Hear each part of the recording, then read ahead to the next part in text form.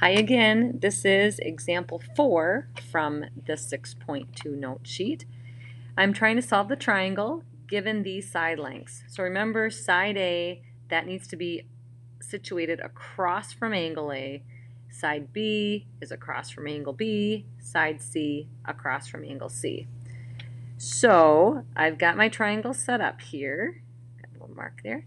And I'm ready to go, and I need to use law of cosines. I don't know any of the angle measures, so I cannot use law of sines.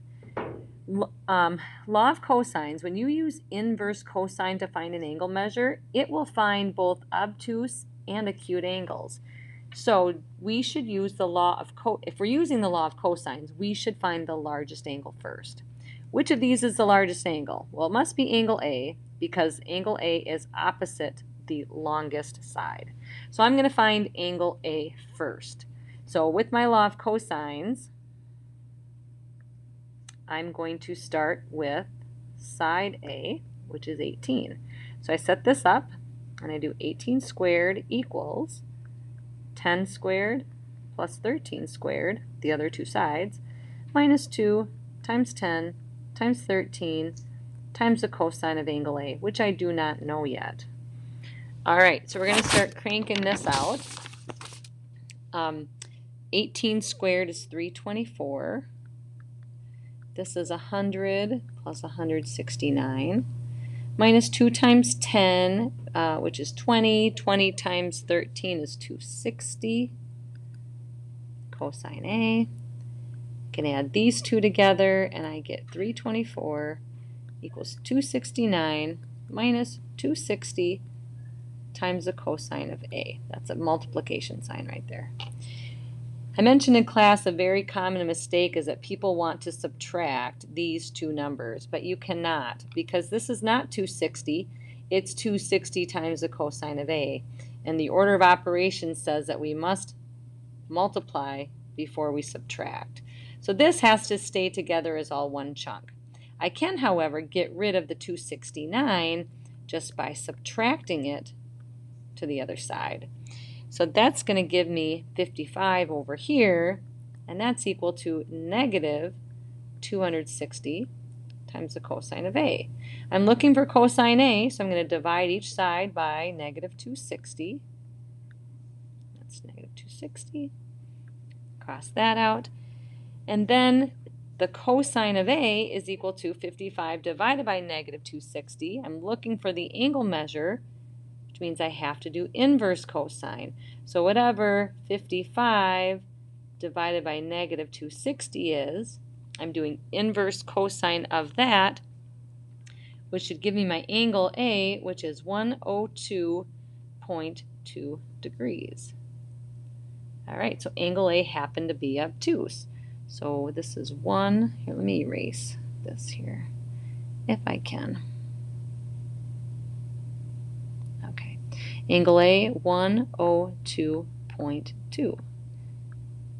Now I have an angle and an opposite side pair, so I can go ahead and use the law of sines to solve for angles B and C.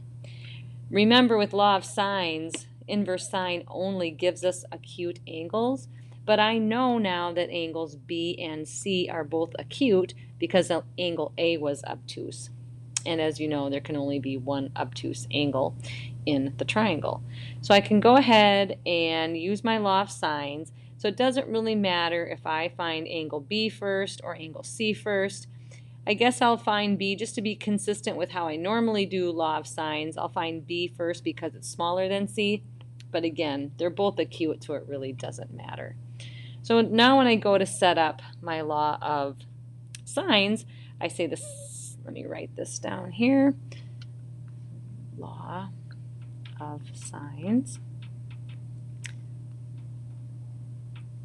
I've got the sine of 102.2, the angle I just found, over its opposite side, which is 18, over, and I said I was going to find B next, so that was sine of B over its opposite side, which was 10.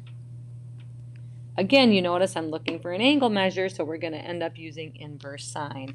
So when I cross multiply, I get 18 times the sine of angle B equals 10 times the sine of 102.2. To solve for sine B, divide each side by 18. So the sine of angle B is equal to this. So we're going to, with our calculator, just type in inverse sine of this whole shebang.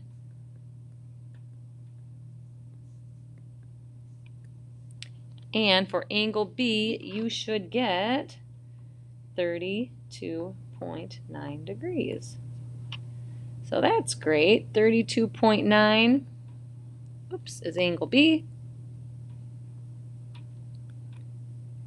So now to find angle C, you can add these two together, 102.2 plus 32.9, subtract from 180, and we'll find out that angle C should come out to be 44.9 degrees. So anytime you're solving a triangle and you have to use law of cosines initially, you only do that once, and then after that you can take over using law of sines. Hope that helps.